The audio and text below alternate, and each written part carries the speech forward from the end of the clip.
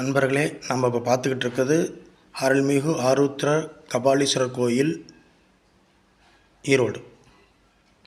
ஆருத்ர கபாலீஸ்வரர் திருக்கோயில்.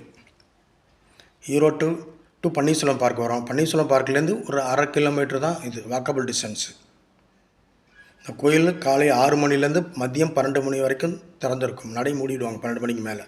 திருப்பி 4:30லேருந்து 8:30 தான் வரைக்கும் தான். இது சூரிய வழிபாட்டு தலமாகவும் இருக்கிறது.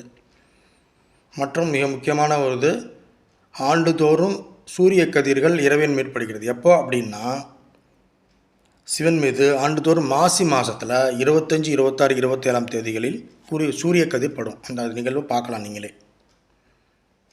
இங்கே கபாலீஸ்வரருக்கு தனி சன்னதியும் வாரணி அம்மாவுக்கு தனி சன்னதியும் இருக்கும். இங்கே இறைவன் சுயம்பு வடிவமாக கிழக்கு நோக்கி பார்த்தபடி நம்மளுக்கு காட்சி கொடுப்பார். இந்த ஆலயம் சோழ மன்னர்களால் கட்டப்பட்டது.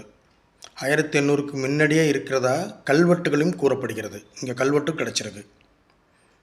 மற்றொரு சிறப்பம்சம், முதல்ல தமிழில் அர்ச்சனை நடைபெற்ற தலமாகவும் இதுதான் பயன்படுகிறது. மற்றொரு செவிவழி வரலாற்றில் என்ன கூறுறாங்கன்னா,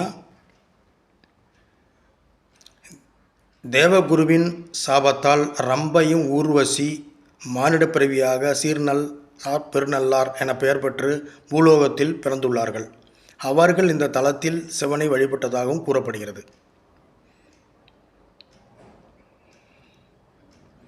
பாருங்கள், மிகவும் பிரம்மாண்டமாக இருக்கும்.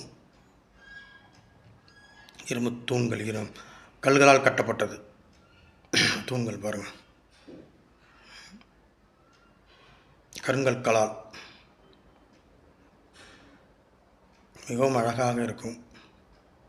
ஒருவரும் இந்த திருக்கோயிலில் தரிசிக்கணும். மிகவும் சிறப்பு இது. நீங்கள் நினைத்து வந்த காரியம் ஈடேறும். உங்கள் ஊரில் இதேமாரி சிவாலயம் இருந்தாலும் கமெண்ட்ஸை சொல்லுங்கள், பார்க்கலாம்.